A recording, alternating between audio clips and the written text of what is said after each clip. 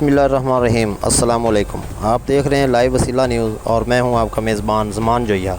तो आइए देखते हैं एंकर पर्सन ज़ैद इकबाल की रिपोर्ट। जी ज़ैद बताइएगा। अस्सलाम वालेकुम नाज़रीन, आप देख रहे हैं वसीला न्यूज़। नाज़रीन, आप दिखा सकते हैं आवाम को, ये हम दिखा सकते हैं कि ये इन लोगों की जो हरकतें हैं, जो पिछले 40 सालों से मुल्क को लूटने वाले लोग हैं। हम देख सकते हैं कि ये कंटोनमेंट बोर्ड का इलाका है, ये बाटल रोड है, मेन रोड है।